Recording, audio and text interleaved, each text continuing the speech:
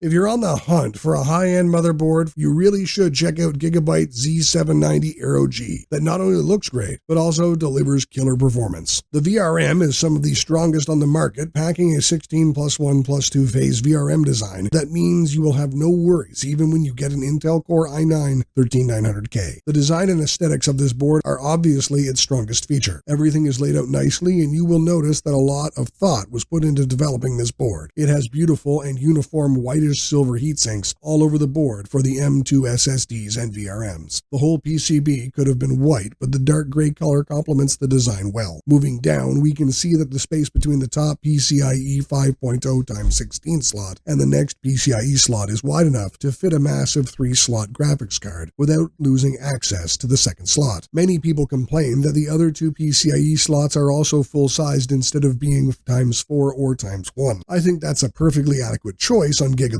behalf, since ×16 PCIe slots allow ×8, ×4, and even ×1 devices to be connected to them. However, upon closer inspection, the other two slots are just PCIe 4.0x4 and PCIe 3.0x4 respectively. This is the reason why I think that these slots could have just been shorter to save space, or the Gigabyte Z790 AERO G should have actually had longer PCIe slots. There is, however, one particular area where the Gigabyte Z790 AERO G outshines its competition: storage expansion. You get 5 M2 slots. The top one is PCIe 5.0 and the rest are PCIe 4.0 and 4 SATA 3 ports. And as always with Gigabyte motherboards, the rear I/O is excellent. You get Wi-Fi 6E, Bluetooth 5.3, 2.5 gigabit Ethernet, HDMI 2.0, and a DisplayPort in port. The Z790 AERO G features a total of 8 USB Type-A ports, 2 USB 2.0, 4 USB 3.2 Gen 1, 2 USB 3.2 Gen 2, and 2 USB 3.2 Gen 2 Type-C ports, one of which carries video signals over DisplayPort 1.4. Even the front I/O is amazing, giving us 2 Thunderbolt add-in card connectors and a USB 3.2 header. While the rear I/O is mighty impressive, the BIOS flash and CMOS clear buttons are sadly missing and have been placed on the board instead. I find that inconvenient, but certainly better than not having them at all. Also, for the audio jacks, you get your standard mic and headphones input with an SPDIF input powered by the Realtek ALC 1220 VB codec. I do wonder why Gigabyte couldn't have given us the full array of 5 audio jacks. I understand that most creators get sound cards, but when you're buying a creator board, it should come with everything included already. Where other boards make you choose features, the Z790 AERO G gives you everything. The strongest competition that this board has is the Asus TUF Z790 Plus, which has been a favorite of ours since it came out. The Asus TUF Z790 Plus is already an excellent choice, but it focuses on being a top choice for gamers. That means it delivers well on the essentials, but doesn't go beyond that. It isn't that much cheaper than the Gigabyte Z790 AERO G, and you lose some features notably when looking at the storage. The Gigabyte Z790 AERO G offers an extra PCIe 5.0 M2 slot as well as another PCIe 4.0 M2 slot that is also directly connected to the CPU rather than routed through the chipset. To sum up what I like on this board is the amazing design, the Thunderbolt support, the very strong VRM design, and there are plenty of storage options. On the downside, unbalanced PCIe slot configuration. Our rating for VRM design is 9 out of 10. Features, 9 out of 10. Aesthetics, 9.5 out of 10. Value for money, 8.5 out of 10. For an overall rating of 9 out of 10. So what do you think? Is this the best motherboard for you? Or do you think another board is better? Check another video where we reviewed the best motherboards for Intel Core i5-13500 and see if any of these is a better option for you. Tell us in the comments below, and don't forget to hit the like button and subscribe. Have an awesome day.